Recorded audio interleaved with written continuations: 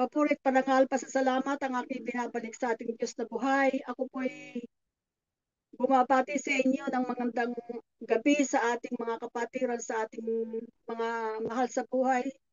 Magandang gabi po sa inyong lahat. Ganon din po sa amin dito sa UK. Magandang tanghali po at magandang hapon sa inyong lahat.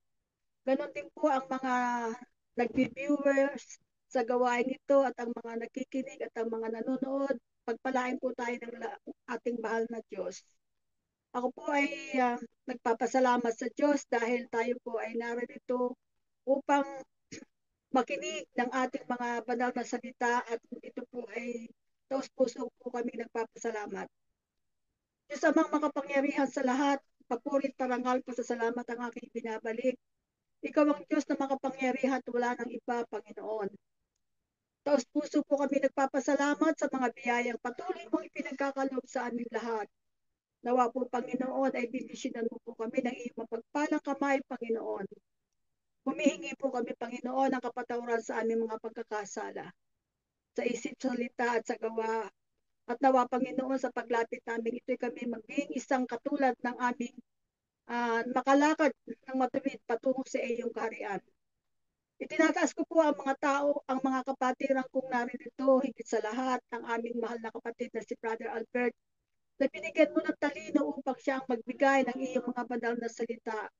Ganon din po, Panginoon, ang mga nakikipag-isa, ang aming mga nganta, ang mga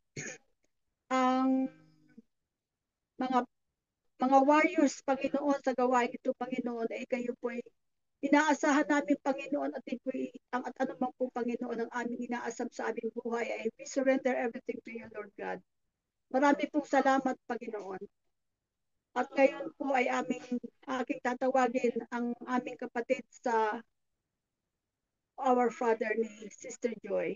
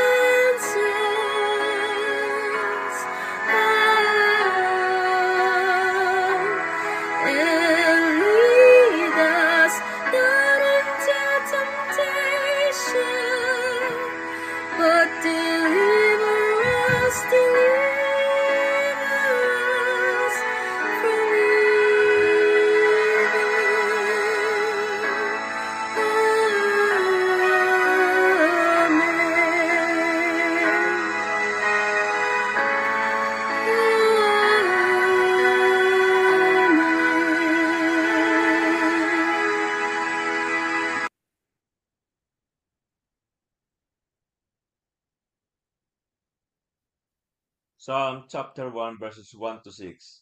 The way of the righteous and the wicked. Blessed is the man who walks not in the counsel of the wicked, nor stands in the way of sinners, nor sits in the seat of scoffers. But his delight is in the law of the Lord, and on his law he meditates day and night. He is like a tree planted by streams of water that yields its fruits in its season, and its leaf does not wither. In all that he does he prospers. The wicked are not so, but are like chaff that the wind drives away. Therefore the wicked will not stand in the judgment, nor sinners in the congregation of the righteous. For the Lord knows the way of the righteous, but the way of the wicked will perish. This is the word of the Lord. Thanks be to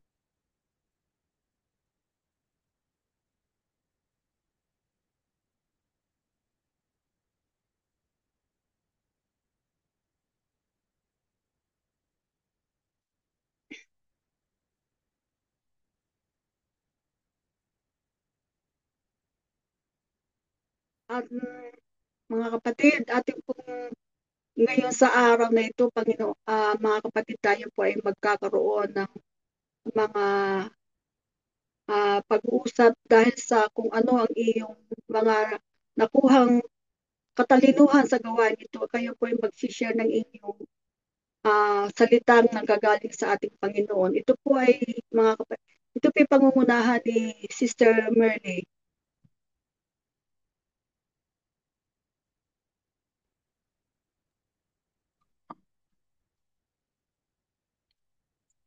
Bago ang lahat, magandang araw po sa inyong lahat, sa lahat ng mga nakikinig. Ang akin pong ibabahagi ay mula kay San Lucas 6, verse 39 to 45.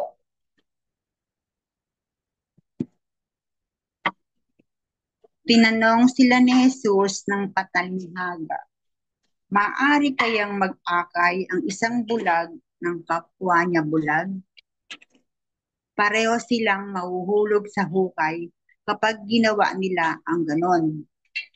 Walang alagad na nakakahigit sa kanyang guro, ngunit matapos maturuan lubos, ang alagad ay makakatulad ng kanyang guro. Bakit mo pinapansin ang puwing ng iyong kapatid, ngunit hindi mo pinapansin ang troso sa iyong mata?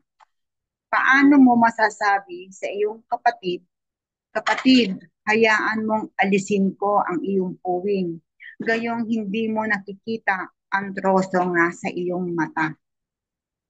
Mapagkunwari, alisin mo muna ang troso sa iyong mata nang makakita kang mabuti. Sa gayon, maaalis mo na ang puwing ng iyong kapatid.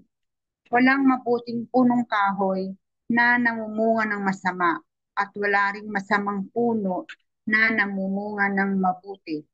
Nakikilala ang bawat puno sa pamamagitan ng kanyang bunga, sapagkat hindi nakakapitas ng igos sa matitinik na halaman o ng ubas sa mga dawang. Ang mabuting tao ay naglalabas ng mabuti mula sa kanyang pusong sagana sa kabutihan, samantalang ang masamang tao naman ay naglalabas ng masama mula sa kanyang pusong puno ng kasamaan, sapagkat kung ano umaapaw sa puso ay siyang sinasabi ng labi.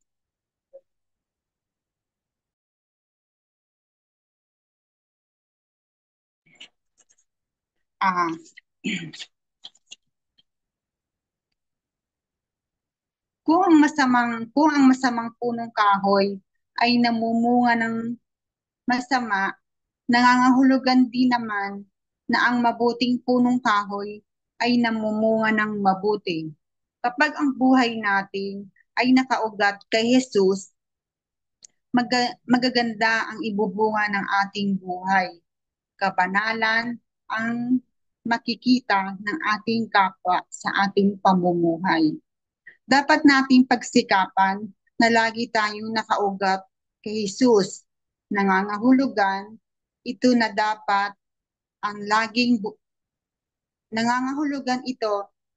dapat laging buhay ang ating ugnayan kay Kristo sa pamamagitan ng pananalangin. Dapat din nating laging pakinggan o basahin hanggat maaari araw-araw ang kanyang salita sa pamamagitan ng pagbabasa ng Biblia. Sa tulong ng mga ito, lumalago ang ating buhay spiritual.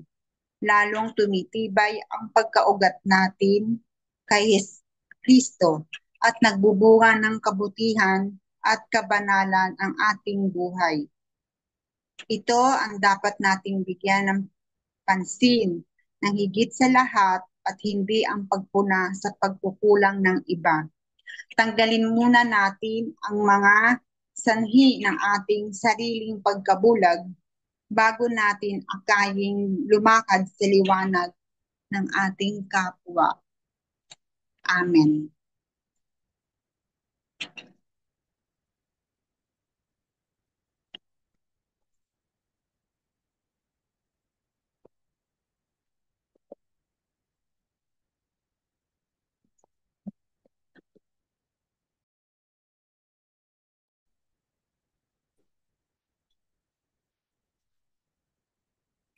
Ang i-share ko naman sa inyo mga kapatid ay galing sa Ecclesiastico chapter 29 verse 8. Maging bukas palad, datapwat kung sa dukha ikay maging bukas palad, huwag siyang paghintayin sa tulong mong igagawad.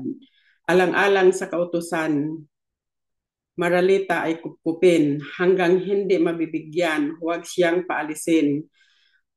Mawala na ang salapi sa kapatid o kaibigan, huwag lamang amagin o mawala sa taguan. Kayamanan ay gamitin ng ayon sa batas ng Diyos at papakinabangan mo ng higit pa kaysa ginto. Paglilimos ay ituring na malaking kayamanan. Sa lahat ng kasamaan magsisilbing kaligtasan. Maasahang sa tuwin ay magagamit laban sa kaaway ng higit pa sa isang sibat at kalasag na matibay. Kung minsan mga kapatid, nakakalungkot din isipin sa atin, marami pa rin sa ating mga Pilipino na parang mapagmataas sila na kung sino pa yung mahirap, yun ang gusto nila tulungan yung mga mayroon. Yung mga mahihirap parang mababa ang tingin nila. Ko lang yung karanasan ko noon. Sa bagay, dapat hindi na ito dahil sa matagal na rin. Pero i-share ko lang ng kaunti yung karanasan ko noong unang-una pa lang akong mag-abroad. Siyempre walang-wala kami, nangungutang ako kung sino pa yung tao na alam ko na makakatulong sa akin na kamag-anak, sila pa ang sila pa ang parang nanlalait na nangangako sila na alam ko naman na mayroon silang maipahiram sa akin dahil yung isa nagharvest sila ng mangga, tapos yung isa naman nakabenta din sila ng baka. Nung pumunta ako sa kanila para manghiram ng pang-placement ko, sinigawan pa ako. Bakit daw wala daw silang maipapahiram? Tapos nung sabi nila na kung halimbawa ma-pick daw ako, paano ko mabayaran yung uutangin ko kasi wala namang kaming trabaho na buhay na mag-asawa. Kaya nung nagsikap kaming mag-asawa na kung ano-ano na lang ang nagawa namin na paraan para makapag-placement fee ako.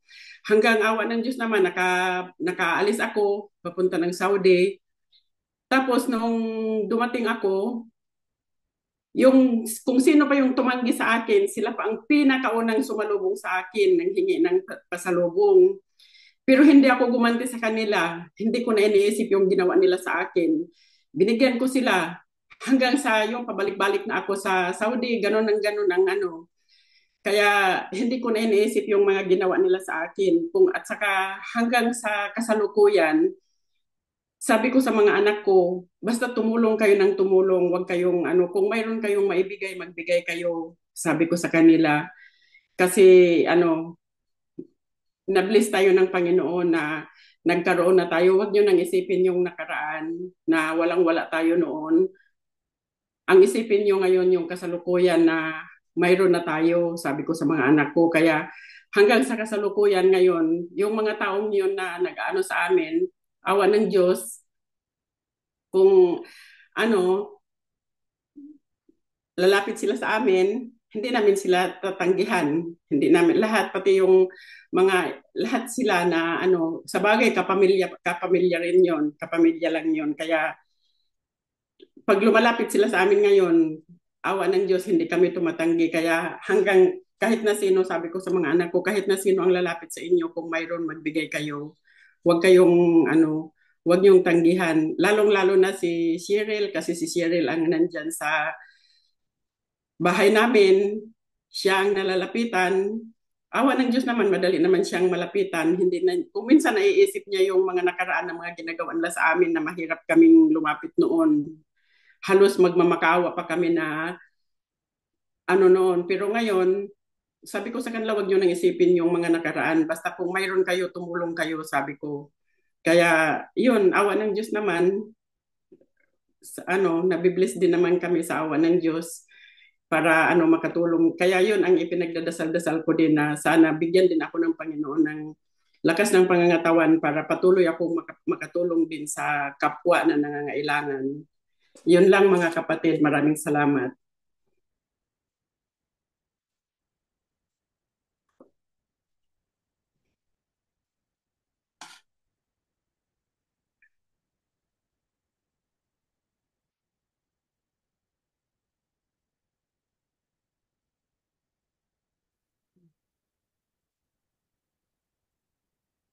So magandang araw po sa inyong lahat mga kapatid. Mapagpalang araw, mapagpalang gabi sa inyong lahat sa mga nasa Pilipinas kung saan man po kayo naroroon. Ang akin pong ibabahagi sa inyo ay ito po ay isang daan papunta sa kaligtasan. Doon po sa aklat ng Mateo 15, versikulo 7 hanggang 9. Ito po sinasabi, kayong mga mapagpaimbabaw, mabuti ang pagkahula sa inyo ni Isayas, na nagsasabi, ang bayang ito'y iginagalang ako ng kanilang mga labi, datapwat ang kanilang puso ay malayo sa akin. Datapwat walang kabuluhan ang pagsamba nila sa akin, na nagtuturo ng kanilang pinaka-aaral ang mga utos ng mga tao. Ah, tayo po, mga tinawag dito sa gawain. Siguro naman po marami na po tayong aral na natutunan simula po noong tayo ay magkasama-sama. Marami na pong naituro sa atin ng ating Panginoong Jesucristo sa pamamagitan ng ating taga-pangaral na si Brother Albert. At marami na rin po tayo mga basic na galing din po sa ating Panginoon na siguro naman po ay sa tagal na nating napapakinggan o napapagnilayan ng mga salitang yon, ay siguro po ay tayo ay nakahakbang na simula sa unang baitang hanggang sa pataas ang ating uri ng pananampalataya. At dito po sa ating binasa, hari naman po ay tayo po ay hindi na kabilang dito sa binabanggit dito na bayan na tayo po ay dapat ay hindi lang sa labi natin pinupuri ang ating Panginoon kung hindi sa ating puso. Ito po ay ito patungkol sa pagsamba. Ito po ang sinasabi ng kung tayo po ay talagang tunay na mananampalataya, ito po ang uri ng mananampalataya na gusto sa atin ng Panginoon. Ang sabi po rito, but the hour is coming and is now here when the true worshipper will worship the Father in spirit and truth, for the Father is seeking such people to worship Him. God is a spirit, and those who worship Him must worship in spirit and truth. Yung po ang hinahanap ng Panginoon na mananamba sa Kanya. Sapagkat sa mga panahon po ngayon, marami na po ang talagang totoo po yung marami ng mga lumilitaw na mga mangangaral na ginagamit ang pangalan ng Panginoon, ginagamit ang pangalan ng Diyos. Ngunit napakarami po. Actually, may mga nag-invite po sa akin na mga grupo Pero ganun din po yung kanilang mga way ng although may mga kasiyahan, may mga worship na tinatawag, mga kumakanta sila, umaawit, may nangangaral din po. Ngunit yung way po ng pangangaral nila ay ang pinaka hindi po nawawala yung panghihingi. Meron pong kaya kung minsan mas maigi pa po yung nasa bahay na lang yung ginagawa natin ganito tayo nangangaral sa Zoom. Hindi tayo humaalis ng bahay. Sa akin pong karanasan sa ganitong sa paninindigan sa ganitong klase ng pananampalataya sa totoo lamang po sa amin pong karanasang mag-asawa at lagi naman po kami magkasama. May mga kaibigan po kami na yung iba hindi naman po sila nagagalit, nakakaawa rin po sila sa amin sapagkat naiba na yung aming pananaw sa buhay sapagkat ni ni ano pong mga okasyon ay kagaya po ng nakaraang Valentine's Day, kung hindi na po kami celebrate, ay napag-alaman ko naman yung Valentine's Day hindi rin biblical. So hindi na po kami nagse-celebrate ng kahit anong okasyon na hindi biblical. Nang wala kasi kaya nga po yun po para sa amin, kaya po namin hindi na ginagawa yon. Gusto po namin maligtas.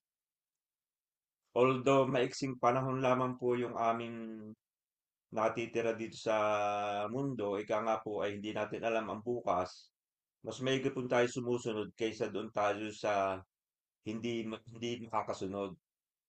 Mas nanaisin po namin na sa kahit papano ay makamta namin yung kaligtasan na hindi po namin alam kung ano pa ang dapat namin gawin, kung ano pa ang dapat namin pagsunod na gawin. Sapagkat sinasabi nga po rito, yung na dapat ang Panginoon kung ating sasambahin ay sambahin natin ng kasama ang ating puso, tanggapin natin siyang kilalaning mabuti, isundin natin ang kanyang mga sinasabi sa atin.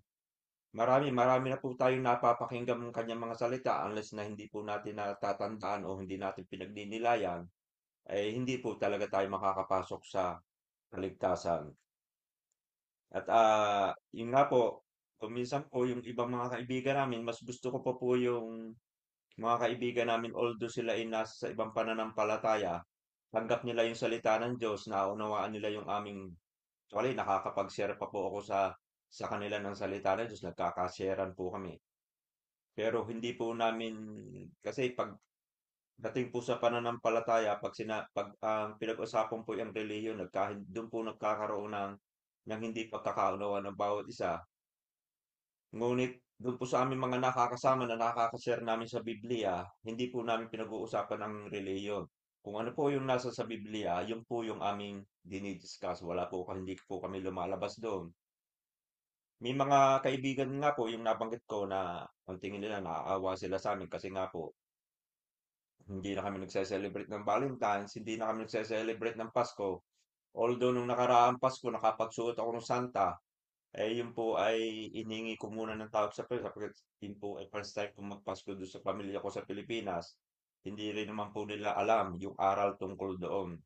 Marami pong mga okasyon, yung pong mga piyesta, kasi kung ating pong susuriin sa Biblia, ang ipinagpipiesta po natin mga santo, yun po ay hindi po natin dapat gawin. Bilang tayo po ay nakikinig o kung tayo sumusunod talaga sa kanyang mga salita, hindi po natin dapat gawin yon. Yung tayo maghahanda para sa santong ganon. Kasi hindi po yung biblical. Kami po ganon. Yun po ay na-share ko lang. Hindi ko po kayo inuutusan. Hindi ko po kayo tinuturuan. Ngunit, yun po sa aming mag-asawa lang. Kaya nga po dito sa amin, may mga nagiging bisita kami na ang una nila napapansin, wala kaming ni cross dito sa bahay, wala kami. So, sapagkat ang Diyos po namin sinasamba ay hindi namin nakikita. Yun po yung aking gustong idiin dito sapagkat kung hindi po natin susundin ito nakasulat na ito, hindi po tayo, kahit po tayo masaya dito sa gawain, hindi po tayo maliligtas. At alam ko naman po na tayo po, kagaya ko po, kagaya namin mag-asawa, kaya po tayo ay po pumilit o nagsisikap na makadalo linggo-linggo sa gawaing ito upang tayo maligtas, hindi yung tayo ay yung pong biyaya, ang ang biyaya po, mas malaking biyaya matatanggap natin kung tayo susunod sa Panginoon. Pero po yung biyaya, masama at mabuti nakakatanggap po ng biyaya. Lahat po ng ang masama at mabuti, sinisikatan ng araw, nilulubugan ng araw. Yan po ang nakasulat din sa ating banal na aklat. Ngunit mas maganda po kung tayo susunod, hindi na po tayo gagawa ng kung ano man po yung mga bagay na itinuturo sa atin ng Panginoon. At yan po yung aming pinagsisikapang mag-asawa. Alam po namin maraming, ika nga po, marami kaming mga naging kaibigan sa pananampalataya, ngunit lahat sila ng mga nawala na sapagkat hindi naman po kami magiging hipokrito na mananatiling sila'y kaibigan pa rin namin pero pagdating po sa pananampalataya, hindi po kami pwedeng maging hipokrito na na sasangayunan namin ng sasangayunan yung kanilang mga gustong gawin pagdating sa pananampalataya. Sapagkat itong pong pag-aaral ito para po sa akin, matagal lang panahong kami nag-aaral, matagal na akong nagbabasa ng Biblia. Ngunit may mga salita pa rin ng Diyos na hindi ko naiunawaan, kaya nga po nandiyan si Brother Albert.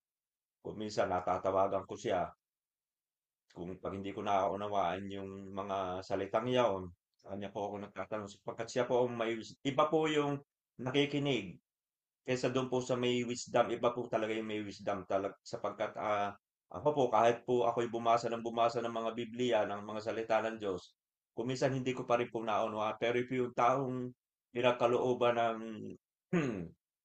ng wisdom ng galing sa Panginoon, kahit po anong parte ng Biblia yung basahin niya, kaya niyang ipaliwanag, kaya niyang kunin sa Biblia rin niya kinukuha ang mga paliwanag. Kaya tayo po, bilang tayo magkakapatid dito sa pananampalataya, kagaya po ng aming ginagawa, sundin po natin yung mga utos ng Panginoon. Huwag na po tayong, huwag na po tayong makibahagi dito po sa binabanggit dito sa aklat ng Mateo na sapagkat wag po na po tayong makibahagi doon sa mga mapapagpaimbabaw na mananampalataya. Maging straight na po tayo sa ating Panginoon at kagaya po na nakasulat dito sa aklat ng Juan. Ito po ang sinasabi, babasahin ko po ulit sa inyo doon sa aklat ng Juan. Ito po ang sabi sa chapter 4. Babasahin ko po sa Tagalog. Datapwat dumarating ang oras. Ngayon nga, nasasambahin ng mga tunay na mananamba ang Ama sa Espiritu at katotohanan sapagkat hinahanap ng Ama ang mga gayon na maging mananamba sa Kanya. Ang Diyos ay Espiritu. Ang mga sa Kanya nagsisisamba ay kinakailangan magsisamba sa Espiritu at katotohanan. Maraming maraming salamat po at God bless us all. Magandang araw po sa inyong lahat. Magandang gabi sa Pilipinas. Ang akin pong ibabahagi sa inyo ay ang Psalm 9, verse 1. Sa Tagalog po, ako'y magpapasalamat sa Panginoon ng aking buong puso. Aking ipakikilala ang lahat na iyong kagilagilalas na mga gawa. Ito po ay akin na para pong naging rutina ng aking pang-araw-araw na pamumuhay.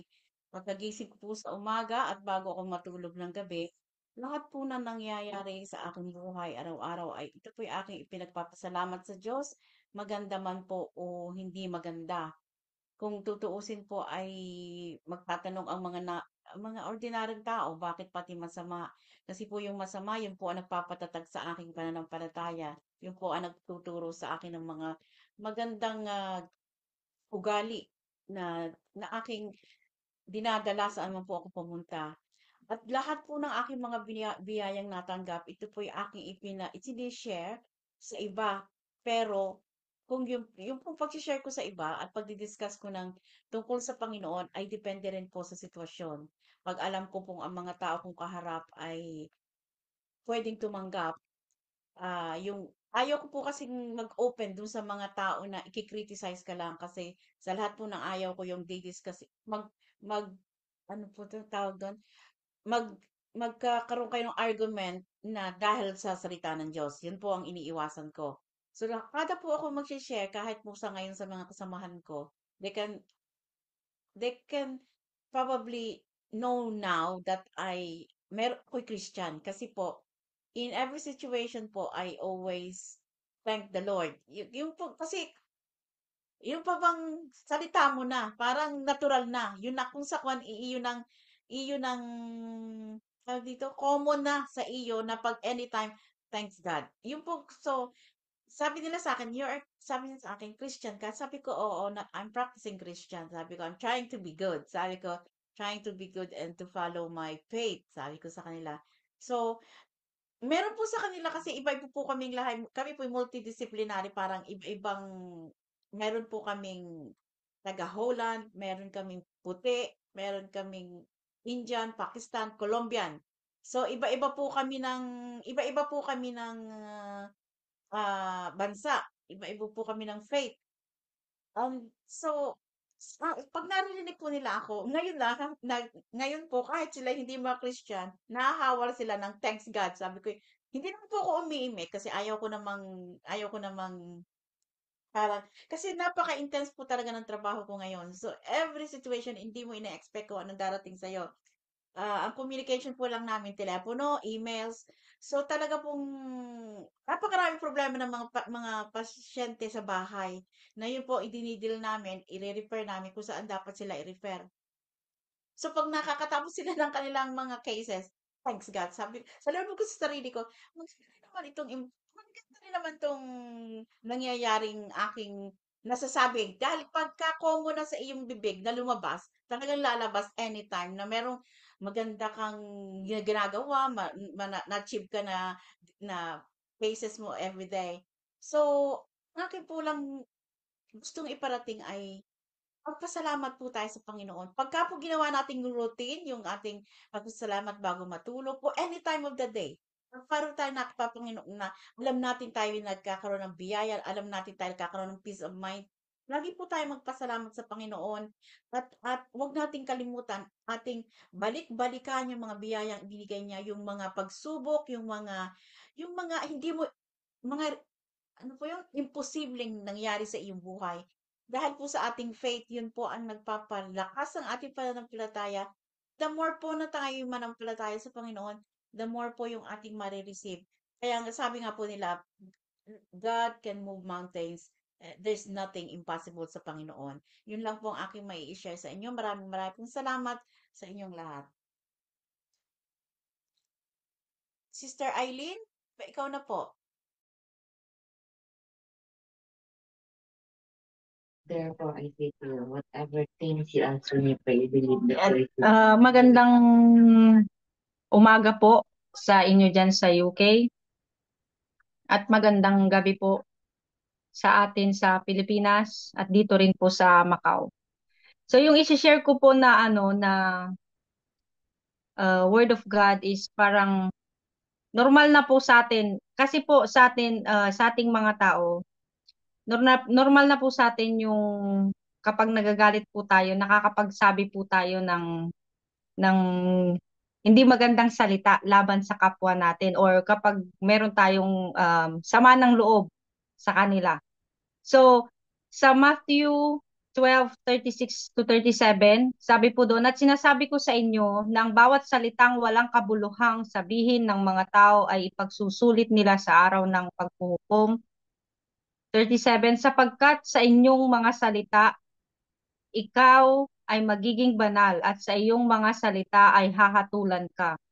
So, sinabi po doon sa Matthew na sa bawat salitang bibigkasin po ng ating mga labi, doon po tayo hahatulan ng Diyos sa araw ng paghuhukom.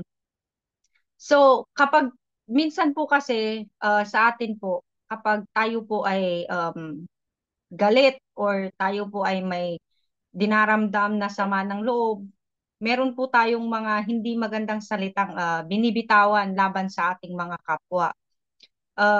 Minsan po, kahit na tayo ay Christians, kahit na tayo po ay naglilingkod na sa Panginoon, minsan dumarating pa rin sa point ng buhay natin na nakakapagsabi tayo ng hindi maganda laban sa kapwa natin. So, yun po, dapat po iwasan po natin yung mga ganong bagay kasi sa pamamagitan po ng bawat salitang binibitawan natin, doon tayo hahatulan ng Diyos. So, kapag nagagalit po tayo, we should pray.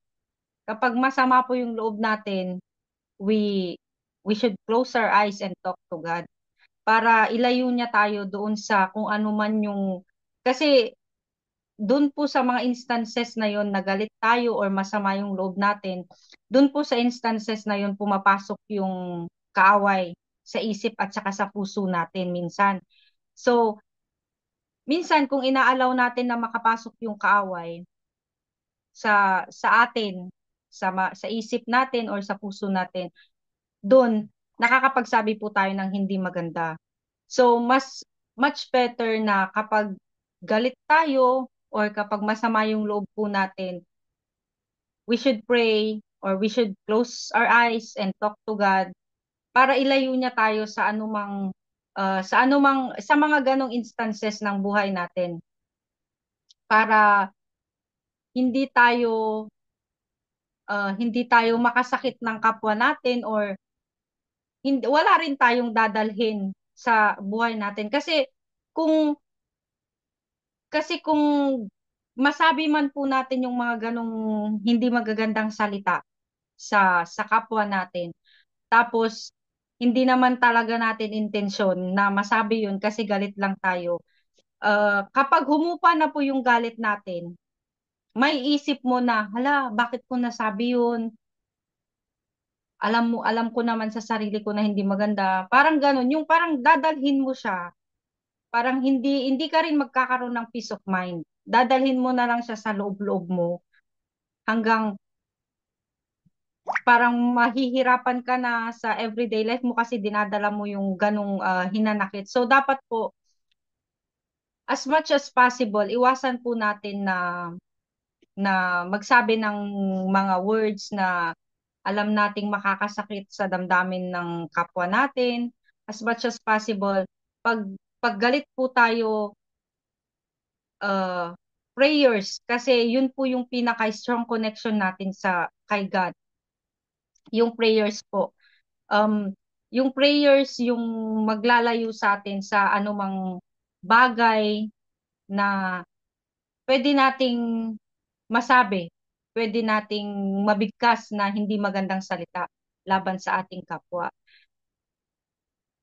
So, much better po na kapag nagagalit po tayo, wag po tayong magsasabi ng kahit na anong salita. Meron nga po tayong kasabihan na kapag galit ka, wag kang magsalita. Kasi kapag galit ka, tapos parang meron kang naibigkas na hindi maganda, parang kinurse mo yung kapwa mo. So yung curse na yun, dadalhin niya yun. So magkakaroon din siya ng parang galit sa'yo. Magkakaroon ka din ng sama ng loob. So walang peace between you and doon sa kapwa mo. It is much better po na kapag galit po tayo, magdasal na lang para bigyan tayo ni Lord ng knowledge and wisdom. Para hayaan mo munang humupa yung galit mo, yung sama ng loob mo, para hindi ka makapagbigkas ng anumang hindi magandang salita laban sa kapwa mo. Tapos kapag humupa na yun, saka mo na lang siya kausapin ng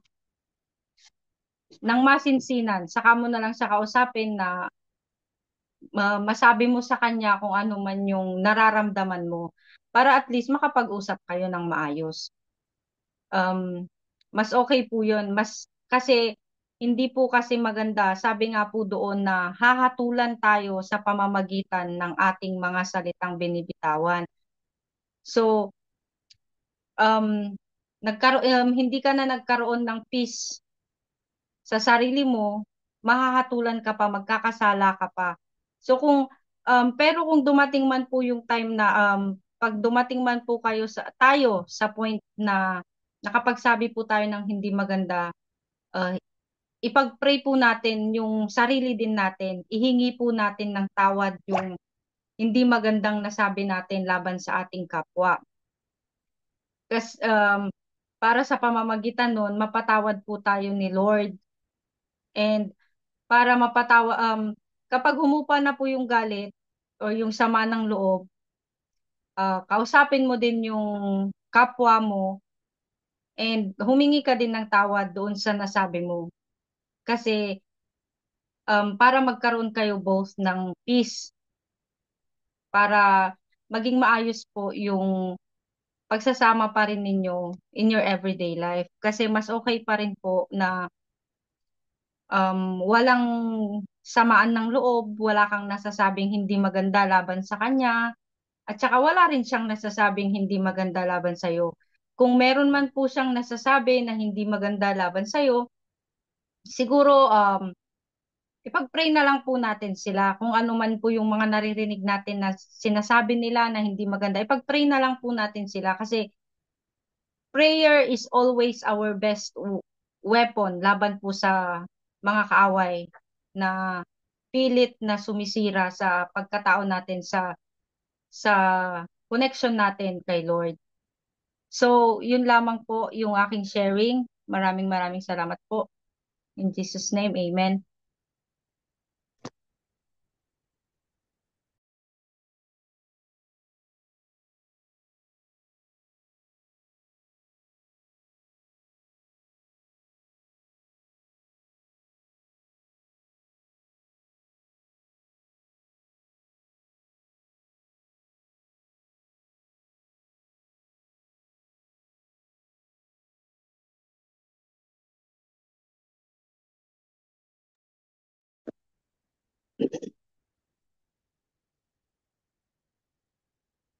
Ang aking i-share naman po sa hapong ito ay kinuha ko sa Awit chapter 62 verses 5 to 6. Tanging sa Diyos lang ako umaasa, sa aking pag-asa ay tanging nasa Kanya. Tanging siya lamang ang tagapagligtas, tagapagtanggol ko sa aking kalasag, akin ang tagumpay sa lahat ng oras. Mulat sa Paul, nakilala ko na ang Diyos at ito po ay naranasan ko ang lahat, ang hirap, ang takbo ng aking buhay. Ako'y pinagkalooban ng ating Panginoon ng mga bagay na malayo pa ako sa Kanya. Naranasan ko ang gabi ay ginagawang araw at ang araw ay ginagawang gabi. Yun po ay mahabang panahon na aking ginawa upang ang aking mga hinihiling ay ipagkaloob ng Panginoon. Subalit kulang ako sa aking pananampalataya. Sa bandang huli, napag-alaman ko sa takbo ng aking buhay ay talagang ang Diyos ang nagbibigay ng lahat ng ating pag-asa sa ating buhay. Nasa sa Kanya ang tagumpay ng takbo ng ating pamumuhay, kundi hindi lang sa ating kundi ang ating mga mahal sa buhay. Ang lahat ng pag-asa ay sa Kanya nanggagaling at sa Kanya din ako humihingi ng mga lakas at pagliligtas sa aking buhay.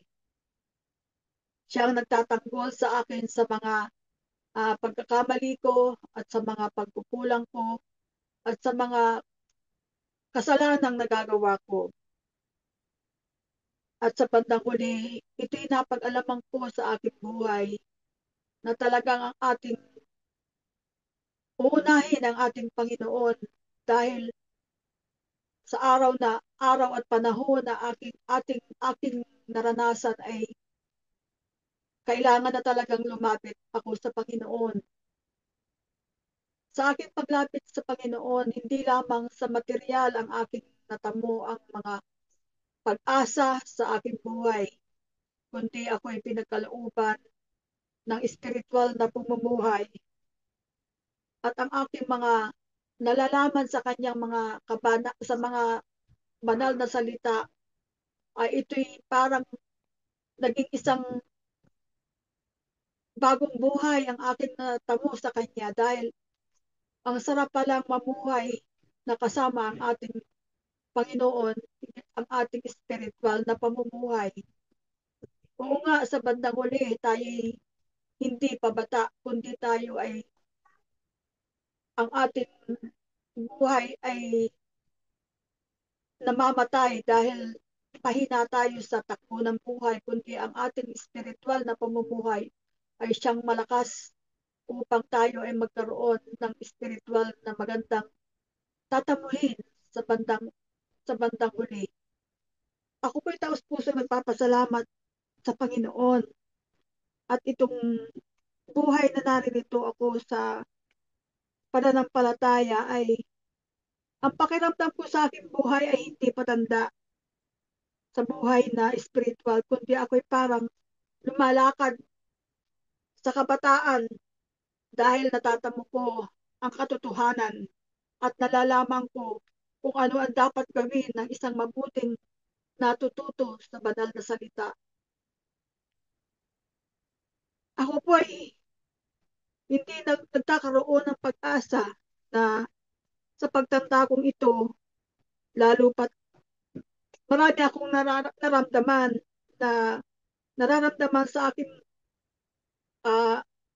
mga laman natin sa buong pagkatao natin. Tayo'y nanghihina, pero hindi ko po iniisip yun, kundi ang aking iniisip na ako'y magkaroon ng isang pamumuhay na kasama si Kristo at maging totoo sa kanyang tunay na buhay. Sa tunay na buhay na kung ano ang pinagkakalob sa atin ng Panginoon, ay ito po ang aking sinusunod ngayon. Kaya ang aking pamumuhay ngayon ay hindi ko na inaano sa aking pagkatanda, kundi ako'y umaasa na ako'y pabata sa aking pananampalataya upang makamtan ko ang buhay na maging tagumpay sa lahat ng oras upang ako'y makasama sa isang lalapit sa Panginoon na magkaroon ako ng buhay na walang hanggan. Mga kapatid, ang nararamdaman ko sa ngayon, totoo, hindi ko iniintindi ang aking katandaan, kundi ang buhay na pabata sa buhay ng pamumuhay at natututuhan ko ang buhay na espiritual, ang buhay na katotohanan. Ito po ay nagkakaroon ako ng lakas ng aking katawan upang ako'y manatili sa buhay na ito at kasama ko ang pananalig sa ating Diyos na naway. Ito'y ipagkaloob pa sa akin ng mahabang buhay upang ako'y magkaroon ng katagumpayan sa buhay na walang hanggan. Marami po salamat sa inyong lahat. At ngayon naman po ating tatawagin si Brother Albert sa kanyang mga nais iparating ang lahat ng mga naranasan naming lahat upang siyang magbigay ng pangwakas na katuruan sa aming pamumuhay bilang isang spiritual. Marami pong salamat, Brother Albert.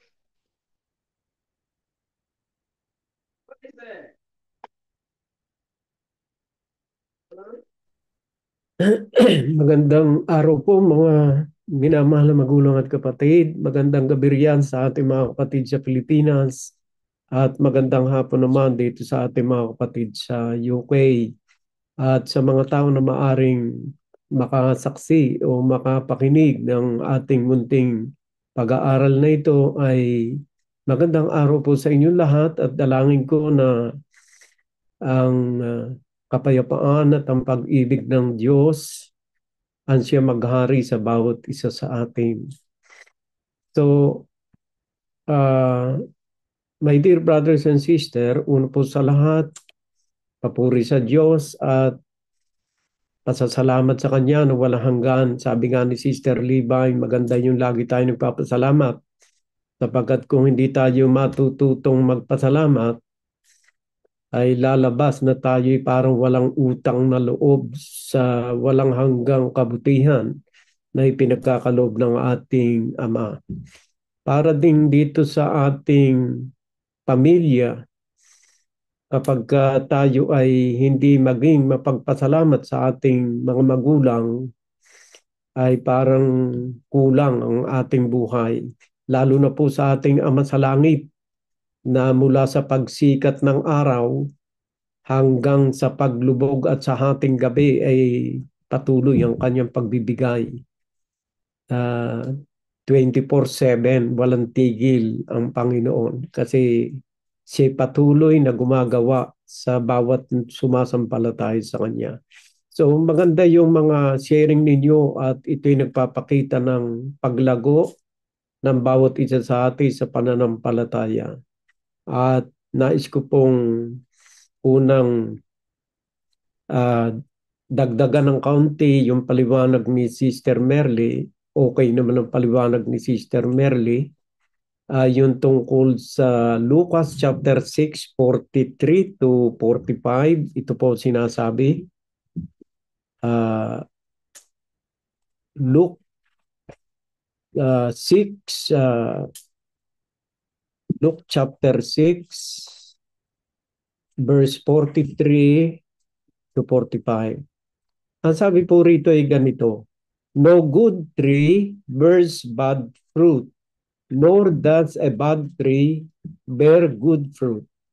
Each tree is recognized by its own fruit. People do not pick figs from thorn bushes or grapes from briars.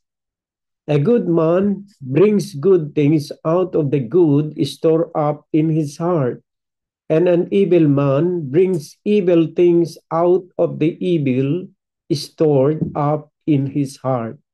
For the mouth speaks what the heart is full. I-transfer ko nga sa English Standard Version. The good person out of the good treasure of his heart produces good, and the evil person out of his evil treasure produces evil. For out of the abundance of the heart, his mouth speaks. Ito po related sa binasa ni Sister Eileen na Matthew chapter 12 verses 34 to 36. Basahin ko nga po sa inyo. Related po yun dun eh. Matthew chapter 12 verses 34. Ayan. Simulan natin sa 33. Either make the tree good and its fruit good, or make the tree bad and its fruit bad, for the tree is known by its fruit. Meron po tayong kasabihan sa wikang Tagalog na kung anong ama, kung anong magulang, yun ang anak. Pero hindi po totoo sa Biblia yon. Dito po sa talatang ito ng Biblia, hindi po yun ang kahulugan. Na kung ano magulang, gayon ang anak. Pag ang magulang pag ang anak ay magnanakaw, gayon din daw ang magulang. Mali po yun. Hindi po yun totoo sa Biblia. Kasi ang kasalanan ng anak ay hindi maaaring madamay ang magulang.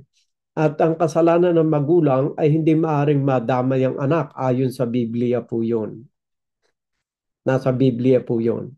Hindi dadalahin ng magulang ang kasalanan ng anak at hindi dadalahin ng anak ang kasalanan ng magulang. Ngayon, ang akin pong ibig sabihin dito ay yung binabanggit po ritong tree o yung puno, hindi po yun yung ibig sabihin magulang sa anak, hindi po. Ang tree na binabanggit ditong puno ay walang iba kundi ang puso ng tao.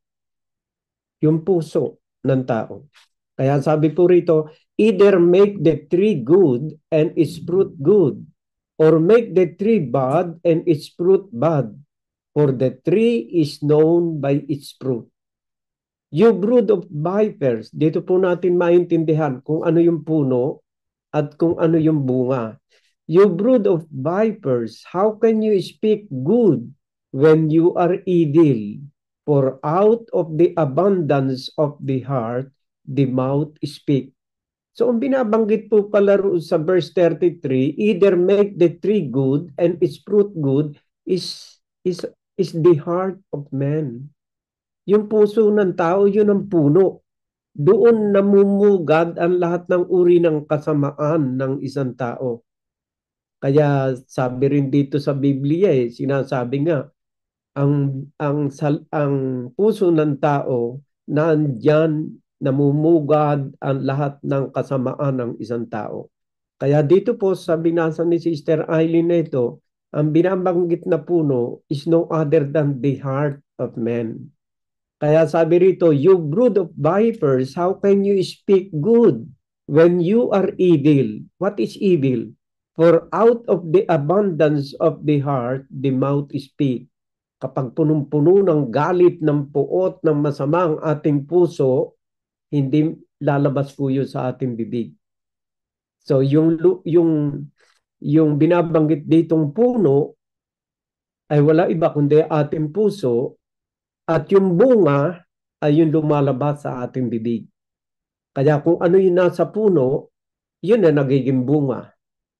Kung puno ng pag-ibig ang puso mo, punong-puno ng pagmamahal yung lumalabas sa iyong bibig. Kung puno ng galit ng iyong puso, puno ng galit ang lumalabas sa iyong bibig. Yun. Kaya sa 35, ang sabi po rito ay ganito, the good person out of his good treasure brings forth good, and the evil person out of his evil treasure brings forth evil. Ayan, itong binanggit ni Sister Eileen. I tell you, on the day of judgment, people will give account for every careless word they speak. Yung careless word, yung masasamang mga salita na kanyang binanggit o ibinuka ng kanyang bibig, pananagutan niya yon sa panahon ng judgment. Bakit? For by your words you will be justified, and by your words you will be condemned. Ang problema po rito, my dear brothers and sisters, hindi po yung ating bibig.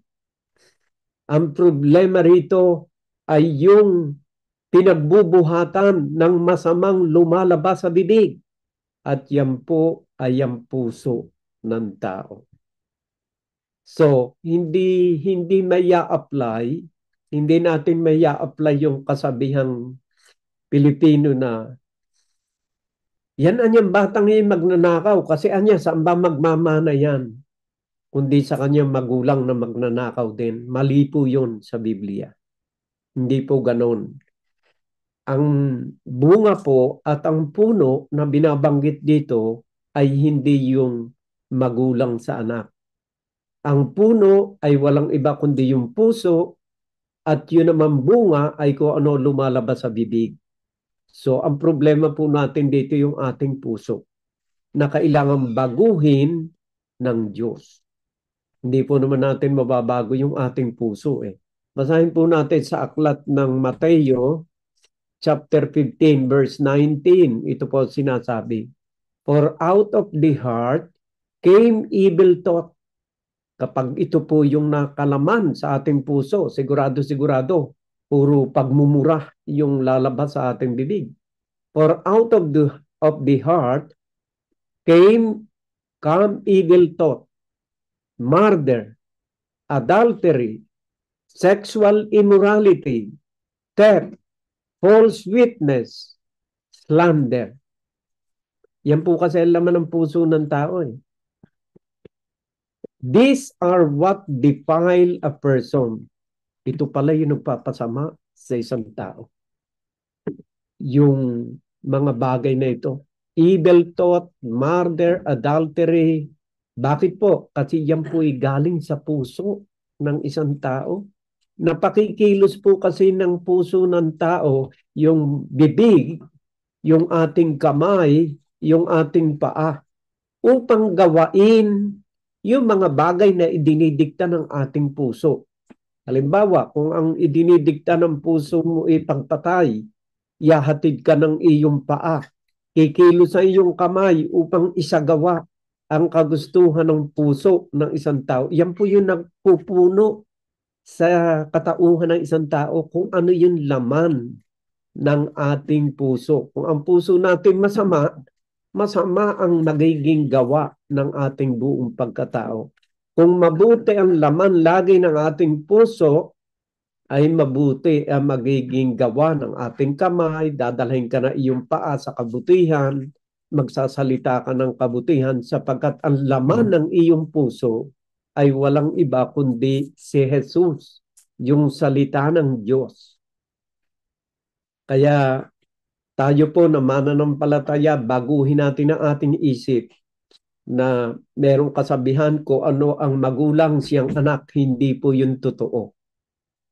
According to the Bible, ang magulang ay hindi magmamana ang kanyang anak ng kanyang kasamaan. At ang anak naman ay hindi rin mananagot sa kanyang kasalanang ginawa. Ang magulang ay hindi mananagot sa kanya. So my dear brothers and sisters, bakit sumasama ang isang tao?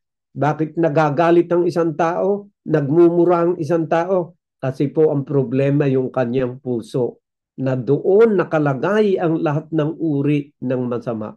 Sabi nga rito, for out of the heart come evil thought, murder, adultery, sexual immorality, theft, false witness, slander.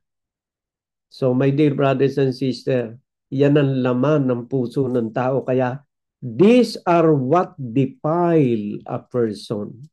Ito ang nagpapasama sa isang tao. Balikan po uli natin yung binasa ni Sister Eileen na Matthew chapter 12 verse 33. Ayan, ito po. Either make the tree good and its fruit good, or make the tree bad and its fruit bad. For the tree is known by its fruit. Kung ano yung laman ng puso lagi ng isang tao, nakikilala natin kung sino siya. Kapag ang laman ng puso ng isang tao ay laging sugal, sigurado laging laman ng kanyang bibig ay pagsusugal. Kung ang kanya namang ang laman ng puso ay chismis, naku, sigurado pag yan nagsasalita, puro mga chismis at istorya ng kung sino-sinong tao nakapaligid sa kanyang buhay. Yan. Kaya kung ano yung laman ng puso at kung ano yung naghahari sa puso ng isang tao, ito ang lumalabas sa kanyang bibig, nagpapakilos ng kanyang kamay, at nagdidikta kung saan pupunta ang kanyang mga paa. Kaya sabi ni Jesus dito, you brood of vipers, how can you speak good when you are evil? What is evil? The heart is evil. For out of the abundance of the heart, the mouth speak. The good person, ito po nagpapatunay na talagang ang puso ang kumukontrol. The good person out of his good treasure brings forth good, and the evil person out of his evil treasure bring forth evil. I tell you, on the day of judgment, people will give account for every careless word they speak. For by your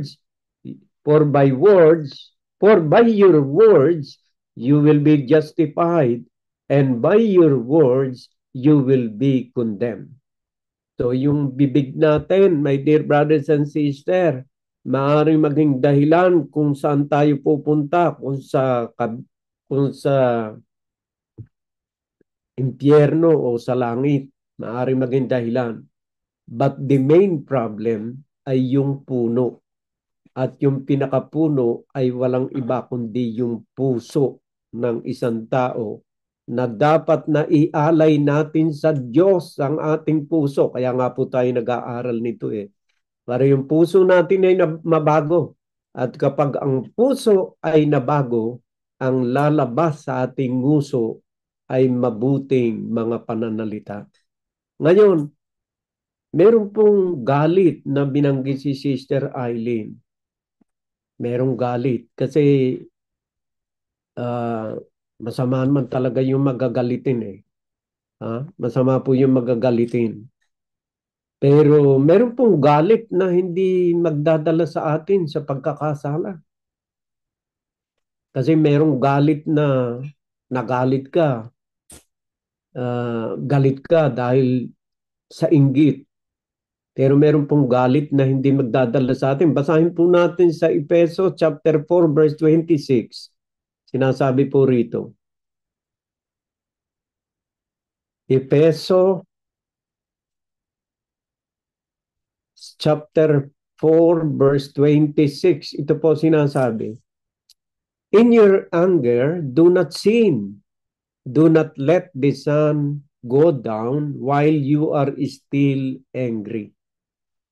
In your anger, do not sin. Meron pong galit na hindi magdadala sa atin sa impyerno. Ano bang galit ito na hindi magdadala sa atin sa impyerno? Ikaw ay magulang. Nagalit ka sa iyong anak dahil nagbubulakbol sa kanyang klase. Hindi ka nagkakasala roon. Magulang ka, nagalit ka sa iyong anak sapagkat gumagamit ng ipinagbabawal na gamot. Hindi mo ipagkakasala yun sa Diyos.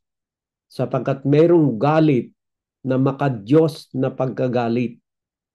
Pero kapag ang galit na yon na ikinagalit mo sa iyong anak, ay tinaglay mo hanggang sa iyong pagtulog, nagiging kasalanan sa iyong galit. Merong galit na hindi magdadala sa atin sa impyerno. Pero merong galit na kapag yan ay iningatan mo na mahabang panahon sa iyong puso, ay maghahatid sa iyo sa apoy ng impyerno. Kasi kaya nga po sabi rito, in your anger, do not sin. Do not let the sun go down while you are still angry. So bago ka matulog, kailangang bitawan mo na yung galit mo yon sa iyong anak, sa iyong mahal sa buhay. Tama yung galit mo, pero wag mong tataglayin sa iyong pagtulog ang iyong galit. Bakit? Bakit hindi dapat taglayin ang galit sa ating pagtulog? Kasi meron pong tao hindi na nagigising kinabukasan. Ay kinamatayan mo na yung galit, mananagot ka sa Panginoon. Merong galit na hindi maghahatid sa kasalanan. Pero kapag ang galit natin, iningatan natin ng mahabang panahon sa ating puso, ito'y nagiging puot at mananagot tayo sa Panginoon pagdating ng paghukom. Kahit man ang ating Panginoon Jesucristo nagalit, ipinagbalibagan nga niya yung mga lamesa Ganito po ang pangyayari. Doon po sa aklat ng Mateo chapter 21 verse 12, ang sabi po ay ganito. Jesus entered the temple court and drove out all who were buying and selling there. He overturned the tables of the money changer and the benches of those selling doves. It is written, he said to them, my house will be called a house of prayer, but you are making it a den of robbers. Nagalit po yung ating Panginoon Jesucristo. Pero hindi siya nagkakasala. Why? Because ang kanyang pagkagalit ay maka-Diyos na pagkagalit. So my dear brothers and sisters, mahalaga po yun. Yung tayo ay maging maingat sa ating pagsasalita, pero ang puso po natin, busugin natin ng salita ng Diyos. Kasi po, kailangan po yon. Ang salita po ng Diyos ay siya pong antidote sa galit, my dear brothers and sisters. Kaya yan po yung isinulat ni Haring David sa aklat ng Salmo 119 verse 11. I have hidden your word in my heart that I might not sin against you. So yung antidote ng galit, ng lahat ng masasamang namumugad sa puso ng isang tao ay walang iba kundi ang salita ng Diyos ang siyang dapat na maghari sa kanyang puso. Araw-araw yan, my dear brothers and sisters. Hindi dapat na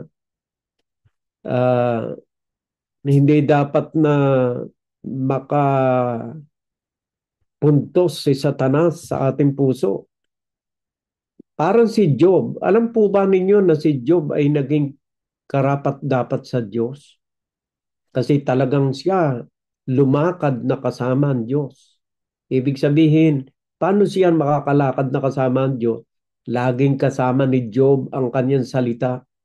Ang salita ng Diyos ay laging laman ng kanyang puso at ng kanyang isip. Yan po ang pagkakaiba ni Job noong kanyang kapanahunan. Kaya't dapat natin gayahin si Job sa kanyang pagmamahal sa salita ng Diyos. Basahin po natin sa aklat ng Job chapter 23 verse 12. Ang sabi po ay ganito, I have not departed from the command of his lips. I have treasured the word of his mouth more than my daily bread. Ay tayo po'y kung kumakain ng 3 times a day at meron pang merienda pagka alas 10 at alas 3 ng hapon. Si Job mas madalas pang kumain ng salita ng Diyos kaysa pagkaing pisikal ng kanyang katawan. Yan po ang pagkakaiba ni Job. Kaya siya ay binanggit sa Biblia na sa chapter 1 verse 1, in the land of Uz there lived a man whose name was Job. This man was blameless and upright. He feared God and shunned evil. Yun po naging pagkakaiba ni Job. Bakit po? Dahil yung salita ng Diyos ang laging laman ng kanyang isipan at siyang naka-stored sa kaibuturan ng kanyang puso. Higit pa sa kanyang pagkain, kailangan ng kanyang pisikal na katawan. Kung ganyan po ang ating magiging pagmamahal sa mga salita ng Diyos sa ating buhay, makikita ninyo ang isang napakalaking pagbabago at pagkakaiba ng ating buhay. So my dear brothers and sisters, tayo po ay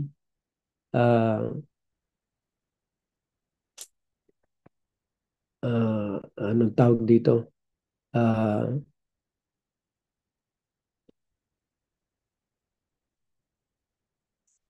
Huwag nating iisipin na yung ating binasa doon sa aklat ng Lucas chapter 6:43, kung ano yung puno, siyang bunga, ay yung kasabihang Pilipino na kung ano magulang ay gayon ng anak.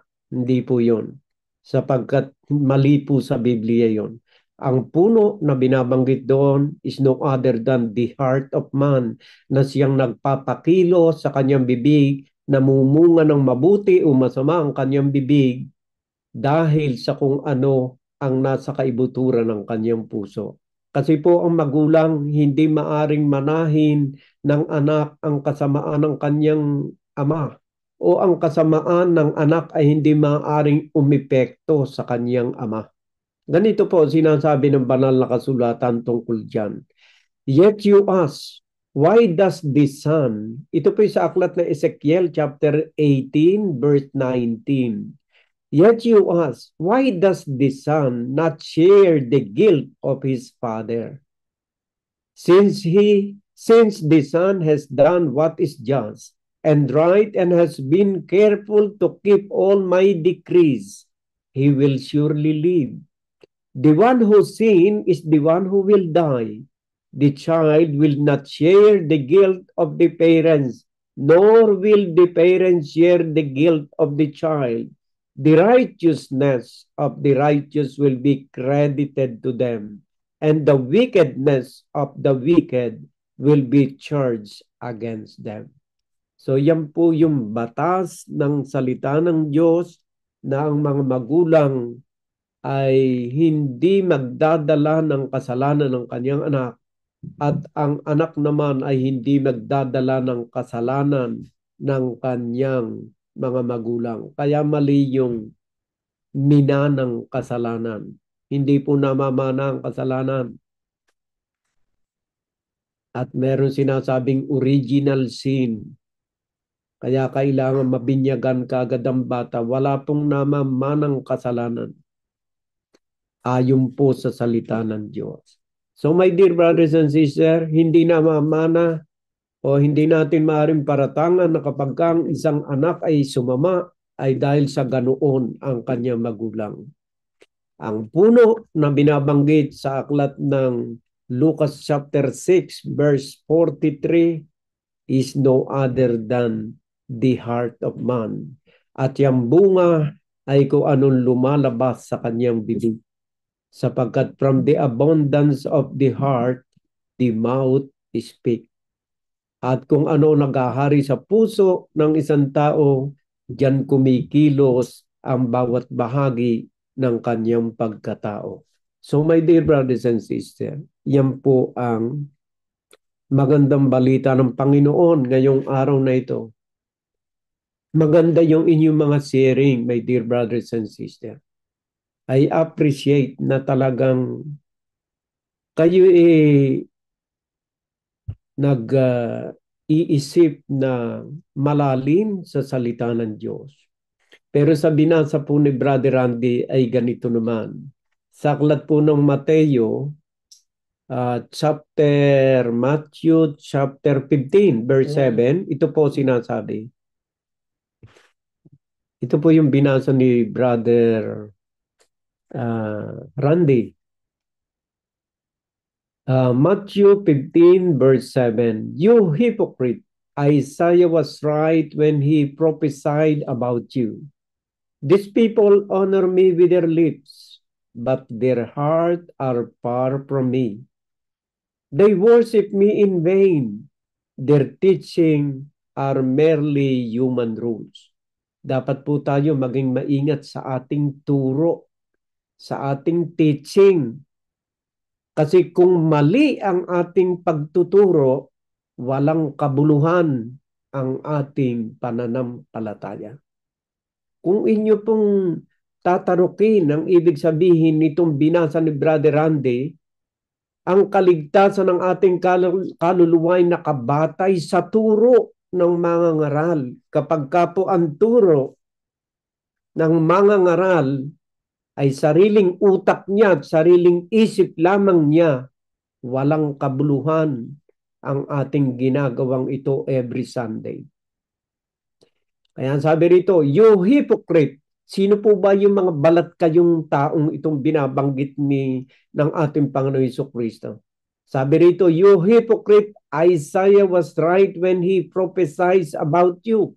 Sino ba itong mga hipokritong ito? Mapagbalat kayong ito. Ito po, sa verse 1 natin itaas. Ito po yung kaharap niya eh. Matthew 15, ako nakalampas na ako. Matthew 15 verse 1. Then some Pharisees and teachers of the law came to Jesus from Jerusalem and asked.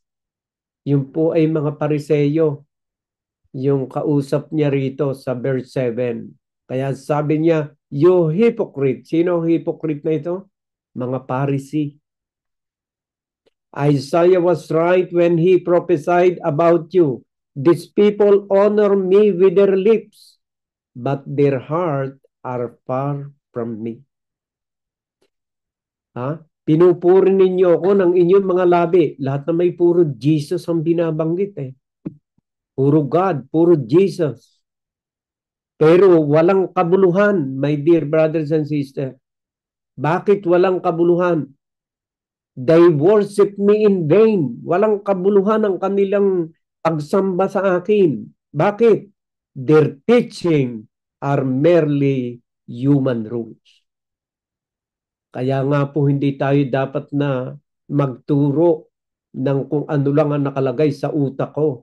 Kailangang basahin natin sa Biblia ang katuruan. Kasi ang tunay na sinugo ng Diyos, dapat ang kanyang sinasalita ay salita ng Diyos. Basahin po natin sa aklat ng John chapter 3 verse 34. Ito po sinasabi, "For the one whom God has sent, speak the word of God, for God gives the Spirit without limit." Sino po itong ipinadalang ito ng Diyos na nagsasalita ng salita ng Diyos? Ang ating Panginoong Jesucristo. Kaya't ang ating Panginoong Jesucristo ang dapat na magturo sa atin sa araw na ito. Siyang kaisa-isang guro na dapat nating pakinggan. Siyang kaisa-isang guro, my dear brothers and sisters, na dapat nating pakinggan. Basahin po natin sa aklat po ng Jude, chapter 1, verse 4. Ang sabi po rito ay ganito. Sa Tagalog ko babasahin para mas maganda. Jude chapter,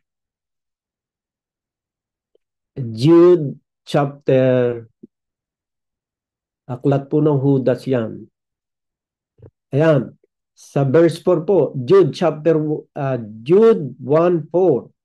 Sapagkat may ilang tao na nagsipasok ng lihim, yaong mga itinalaga ng una pa sa kahatulang ito, mga di banal na pinalitan ng kalibugan ng biyaya ng ating Diyos, na itinatatwa ang ating iisang guro at Panginoong Jesucristo. Iisa lang po ang guro. Ay iisang guro at Panginoong Jesucristo. Sa ating ginagawang ito, my dear brothers and sisters, mouthpiece lang ako ng guro. Ang nagtuturo sa inyo, mga minamahal na magulang at kapatid, ay walang iba kundi yung nag-iisang guro na Panginoong Jesucristo, kasi binabasa ko. Ang sinugo ng Diyos, nagsasalita ng salita ng Diyos. Napakaraming mga grupo ngayon, baliwala ang kanilang mga pinagagagawa. Ang kanilang pagsamba at pagpupuri. Bakit po? Kasi ang kanilang mga itinuturo ay aral ng kanilang sariling kaisipan. Basahin po natin sa aklat ng Marcos chapter 7 verse 6. Yun din po ang binasa ni Brother Randy. Ang kang binasala ni Brother Randy, Matthew chapter 15 verse 7. Ito po naman ay sa Marcos, the same, yun din po. Marcos chapter 7 verse 6. Ang sabi po rito sa wikang Tagalog, Marcos 7:6, at sinabi niya sa kanila, mabuti ang pagkahula ni Isaiah tungkol sa inyong mga mapagpaimbabaw. Sino yung mapagpaimbabaw o mga hipokrito? Yung mga Parisi. Ayon sa nasusulat, ang bayang ito ay ginagalang ako ng kanyang mga labi. Datapwat ang kanilang puso ay malayo sa akin. Bakit po naging malayo ang puso nila sa Diyos? Kasi po hindi nila tinataglay sa puso nilang salita ng Diyos, salita ng tao nakatanim sa kanilang puso. Kaya ang sabi rito sa verse 7, datapwat walang kabuluhan ang pagsamba nila sa akin, na nagtuturo ng kanilang pinakaaral ng mga utos ng mga tao. So, dapat po maging maingat tayo sa ating pakikinggan. Mayroong isang guro lang na sinasabi sa aklat ng Judas 1:4, at yon ay walang iba kundi ating Panginoon Jesucristo, na siya lamang ang dapat nating pakinggan. Basahin po natin sa aklat ng Mateo chapter 17 verse 5. Ito po sinasabi. Babasahin ko sa inyo. Simulan natin ang istorya sa verse 1 ng Mateo 17. Pagkaraan ng 6 na araw ay sinama ni Jesus si Pedro at si Santiago at si Juan na kapatid niya, at sila'y dinalang bukod sa isang mataas na bundok. At nagbagong anyo siya sa harap nila, at nagliwanag ang kanyang mukha na katulad ng araw, at pumuting tulad sa ilaw ang kanyang mga damit. At narito napakita sa kanila si Moises at si Elias na nakikipag-usap sa kanya. Ito po yung mga propeta sa lumang tipan. At narito napakita sa kanila si Moises at si Elias, mga propeta po ito sa lumang tipan, na nakikipag-usap sa kanya. At sumagot si Pedro at sinabi kay Jesus, Panginoon, mabuti sa atin ang tayo'y dumito. Ayaw na nga ni Pedro na matatapos ang senaryong yun. Ayaw na ni Pedro na matatapos yun. Gusto niya kapiling si Moises at si Elias at ang ating Panginoon Jesucristo. Ayaw niya matatapos na yung senaryo na yun. At sumagot si Pedro at sinabi kay Jesus, Panginoon, mabuti sa atin ang tayo'y dumito. Kung ibig mo, ay gagawa ako rito ng 3 tabernakulo. Isa ang sa iyo at isa ang kay Moises at ang isa ay kay Elias. Kasi sa sobrang excited ni Pedro, ayaw na niya na matatapos yung pangyayaring yun. At samantalang, at sa verse 5, my dear brothers and sisters, kaya ang Panginoong Jesucristo ang dapat natin pakinggan. At samantalang nagsasalita pa, siya'y narito ang isang maningning na alapaap ay lumilim sa kanila.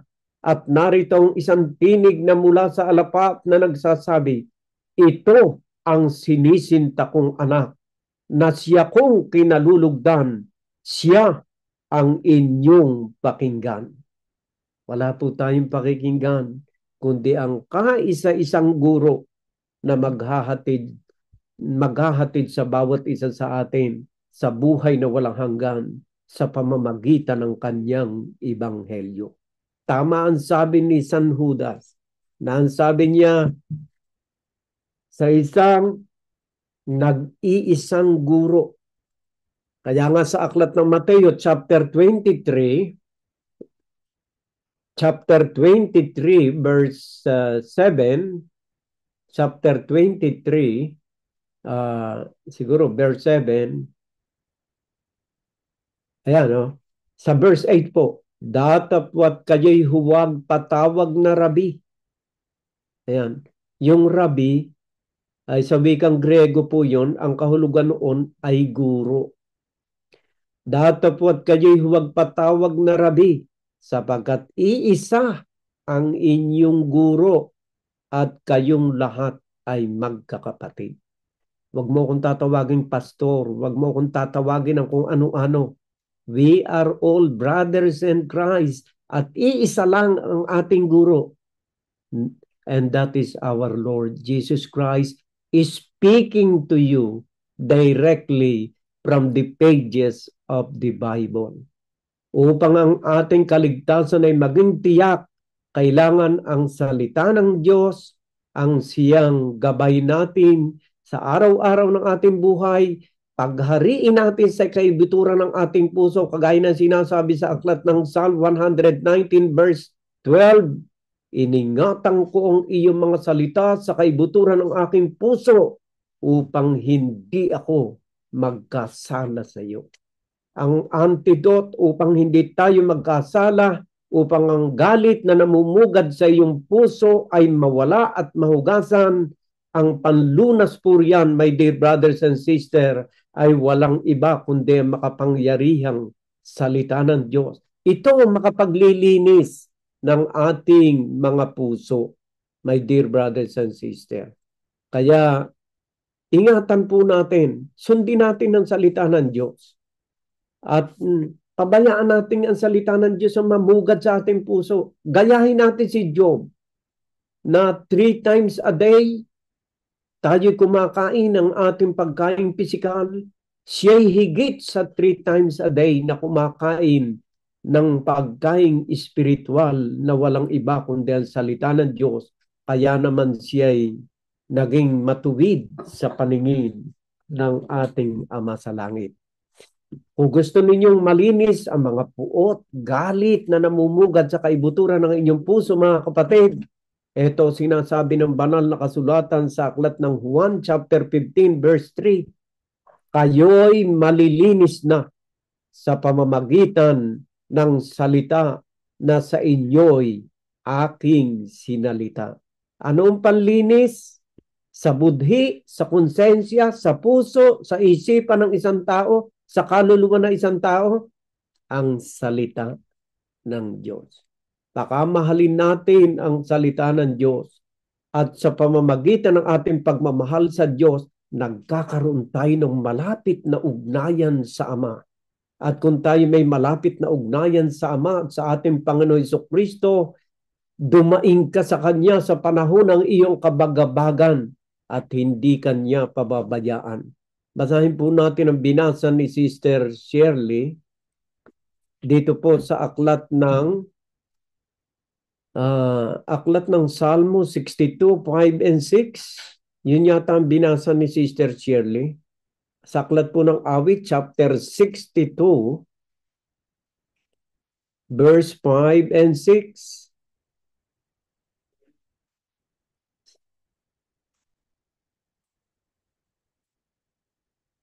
Ayan, 5 and 6. Ang kaluluwa ko maghintay kang tahimik sa Diyos lamang, sapagat ang aking pag-asa ay mula sa Kanya. Siya lamang ang aking malaking bato at ang aking kaligtasan. Siya'y aking matayog na muog, hindi ako makikilos. So kung gusto mo na maging matatag ang iyong buhay, gawin mong pundasyon ng iyong buhay ay bato. At sino ba yung batong yon? Ang ating Panginoong Jesucristo. Basahin natin sa aklat sa Bagong Tipan sa aklat po ng 1 Corinthians chapter 10 verse 4. Ang sabi po rito sa 1 Corinthians chapter 10 verse 4, at lahat ay nagsiinom ng isang inumin ding ayon sa Espiritu, sapagkat nagsiinom sa batong ayon sa Espiritu na sumunod sa kanila, at ang batong yaon ay si Kristo. Siya ang dapat natin maging pundasyon. O, basahin pa rin natin sa 1 Corinthians chapter 3 verse 11. Ito po sinasabi, upang maging matatag ang ating buhay, sapagkat sino man ay hindi makapaglalagay ng ibang pinagsasaligan, kundi ang nalalagay na ito'y si Kristo Jesus. Datopat kung ang sino may magtatayo sa ibabaw ng pinagsasaligan, ito ng ginto, pilak, mahalagang bato, kahoy, tuyong dayami. Ang gawa ng bawat isa ay mahahayag, sapagkat ang araw ay magsasaysay, sapagkat sa pamamagitan ng apoy, inihahayag ang apoy rin ang susubok sa gawa ng bawat isa kung ano yaon. Mas magandang pundasyon ng ating pananampalataya ay hindi ginto, hindi pilak, hindi ang kayamanan mo, kundi yung bato na walang iba kundi si Kristo Jesus. Basahin po natin sa aklat ng Mateo chapter 7 verse 21 and the following. Ang sabi po rito, chapter 7 verses 21. Ang sabi po rito ay ganito, hindi ang bawat nagsasabi sa akin, Panginoon, Panginoon ay papasok sa kaharian ng langit, kundi ang gumaganap ng kalooban ng aking Ama na nasa sa langit. Marami ang magsasabi sa akin sa araw na yaon, Panginoon, Panginoon, hindi bagang nagsipanghula kami sa iyong pangalan, at sa pangalan mo'y nangagpalayas kami ng mga demonyo, at sa pangalan mo'y nagsigawa kami ng maraming gawang makapangyarihan. At kung magkagayo, ipahayag ko sa kanila, kailan may hindi ko kayo nakikilala, magsilayo kayo sa akin, kayong manggagawa ng katampalasanan. Ito po ang senaryo sa Judgment Day. Pero ito po ang binabanggit ko na kailangan ang ating buhay nakatirik sa ibabaw ng isang bato. Kaya't ang bawat dumirinig, verse 24 po, Matthew 7 verse 24 hanggang and the following. Kaya't ang bawat dumirinig ng aking mga salitang ito, kung pinakikinggan mo, tinataglay mo, iniingatan mo sa iyong puso. Kaya't ang bawat dumirinig ng aking mga salitang ito at ginaganap ay matutulad sa isang matalino na itinayo ang kanyang bahay sa ibabaw ng bato. Binanggit ko na sa inyo, ang dapat na maging pundasyong bato ng ating buhay ay si Kristo. Isang matatag na pundasyon ng ating buhay, at kung dumating man, ito sa verse 25, at lumagpak ang ulan at bumaha at humihip ang hangin at hinampas ang bahay na yaon at hindi nabagsak sapagkat natatayo sa ibabaw ng bato. Binanggit ko sa inyo, ang bato na binabanggit dito ay 1 Corinthians chapter 10 verse 4 is no other than Christ. At ang bawat dumirinig ng aking mga salitang ito at hindi ginaganap ay matutulad sa isang taong mangmang na itinayo ang kanyang bahay sa buhanginan. Lumagpak ang ulan, bumaha at humihip ang hangin at hinampas ang bahay na yaon at nabagsak, kakilakilabot ang kanyang pagbagsak. Ano po, ang bawat dumirinig at hindi ginaganap, itinatag niya ang kanyang buhay sa ibabaw ng kanyang kayamanan, sa ibabaw ng kanyang kasikatan, sa ibabaw ng kanyang iba't ibang uri ng kalayawan sa daigdig na ito. Lumagpak ang ulan at bumaha, humihip ang hangin,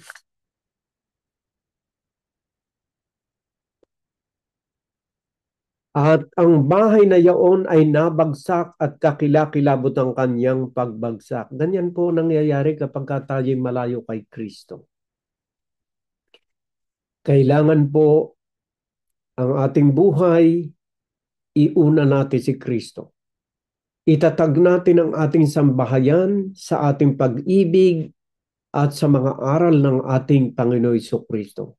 Tandaan nyo, hindi tayo makakalibri sa mga hangin, bagyo at ulan. Ibig sabihin mga pagsubok sa ating buhay.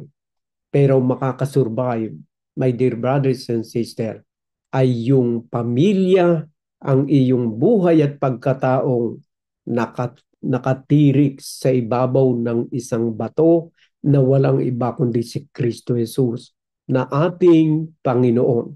Siyang ating tagapagligtas, siyang ating kalakasan. He is the rock of our salvation, my dear brothers and sisters, according to what Sister Shirley have read and explained to us. Yan ang naging pundasyon ni Sister Shirley. Kaya kung dumating man ang mga pagsubok sa kanyang buhay, naririyan siya'y patuloy na nakikiisa sa atin, nagbabahagi ng salita ng Diyos. Alisin mo si Kristo sa ating buhay, wala nang halaga ang mabuhay pa sa daigdig na ito. Gusto mo magkaroon ng halagang iyong buhay at maging magandang iyong pamumuhay, itirik mo sa ibabaw ng bato ng pananampalataya kay Kristo, pag-ibig sa kanyang mga banal na salita, lalakad ka ng matuwid, magiging matatag ang iyong buhay, magtatagumpay ka sa lahat ng iyong nasain sa iyong buhay. Magandang hapon mga minamahal na magulang at kapatid, at dalangin ko na ang pag-ibig at ang paghahari ng Diyos ang siya maghari sa bawat isa sa inyo. Amen.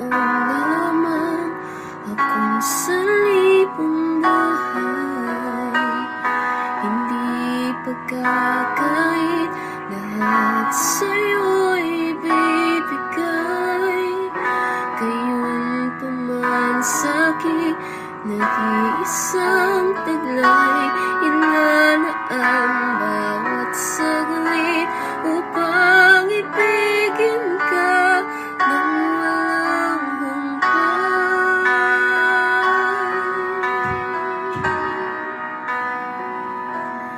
Kaya ng dagat na hindi napapagal sa pag-alon, puso ko ay sa'yo magmamahal sa habang panahon. Natatanging kayamanan ko'y ikaw ay sambahin. Wakas na pagsintay, iyong dinggin, kalakip ng awitin.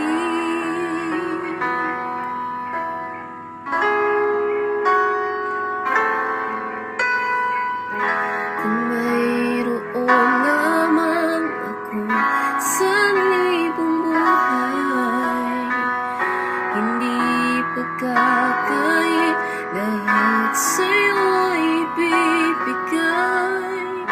Gayon pa man sa'king nag-iisang taglay, ilalaan bawat saglit upang ibigin ka ng walang humpay. Gaya ng dagat na hindi napapagal sa pag-alon, puso ko ay sa'yo magmamahal sa habang panahon. Gaya ng dagat na hindi napapagal sa pag-alon, puso ko ay sa'yo magmamahal sa habang panahon. Natatanging kayamanan ko'y ikaw ay sambahin. Wakas na pagsintay, iyong dinggin, kalakip ng awitin. Gaya ng dagat na hindi napapagal sa pag-alon, puso ko ay sa'yo magmamahal sa habang panahon. Gaya ng dagat na hindi napapagal sa pag-alon, puso ko ay sa'yo magmamahal sa habang panahon. Natatanging kayamanan ko'y ikaw ay sambahin. Wakas na pagsintay, iyong dinggin, kalakip ng awitin. Wakas na pagsintay, iyong dinggin, kalakip ng awitin.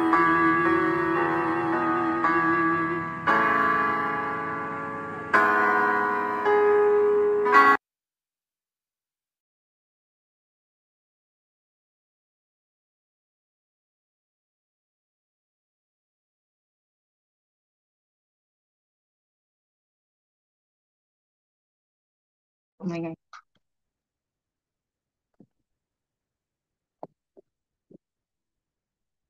Ay, ako nga pala.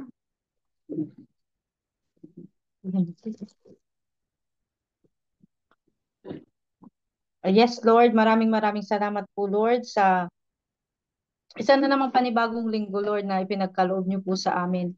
Maraming salamat po sa lahat ng blessings, sa paggabay, pagpatnubay at pagyakap ng pagmamahal sa amin, Lord. Lord, naway bigyan niyo po kami ng lakas ng pangangatawan at isipan upang harapin ang pang-araw-araw na pagsubok sa aming buhay, Lord. Pakagabayan, pakaingatan, patnubayan at yakapin niyo po kami ng pagmamahal, Lord, sa araw-araw. Lord, gayon din, alam po namin, Lord, na hindi po maiksi ang inyong mga kamay upang abutin po ang aming pamilya sa Pilipinas, Lord. Pakaingatan nyo rin po sila, Lord. Bigyan nyo po sila ng good health always. Lord, maraming salamat po sa isang victorious po na pag-worship po namin sa inyo, Lord. Sa victory po ng aming gawain ito, Lord. Maraming salamat po sa buhay ng aming kapatiran na inyong ginamit, Lord. At naway patuloy nyo po silang gamitin, Lord. Maraming salamat din po sa buhay ni Brother Albert na lagi nyo pong ginagamit, Lord, upang makapag-share po ng Word of God, ng inyong mga banal na salita, O Lord. Naway patuloy nyo po siyang bigyan ng knowledge and wisdom and good health, O Lord, upang patuloy po siyang makapag-share ng inyong mga banal na salita. Lord, gayon din po, Lord, inihihingi po namin sa inyo, Lord, ang guidance sa pagharap po namin sa pang-araw-araw na buhay namin, Lord. Kayo po ang manguna sa buhay naming lahat. Lord, inihihingi rin po namin, Lord, ng agarang paggaling, O Lord, ang lahat ng aming kapatid na meron pong karamdaman, O Lord, kung ano man po yung kanilang mga sakit na nararamdaman, Lord, naway i-heal nyo po sila. Kayo lamang po, Lord, ang greatest healer. Kayo lamang po ang makakapagpagaling sa kanila.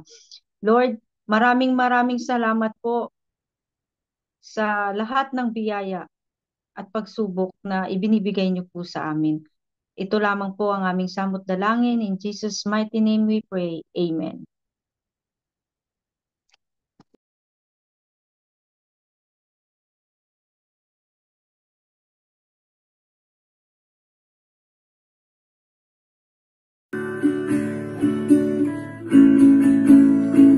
I come before you today, and there's just one thing that I want to say. Thank you, Lord. Thank you, Lord, for all you've given to me, for all the blessings that I cannot see. Thank you, Lord. Thank you, Lord. With a grateful heart, with a song of praise, with an outreach arm, I bless your name. Thank you, Lord. I just want to thank you, Lord. Thank you, Lord. I just want to thank you, Lord. Thank you, Lord, for all you've done in my life. You took my darkness and gave me your light.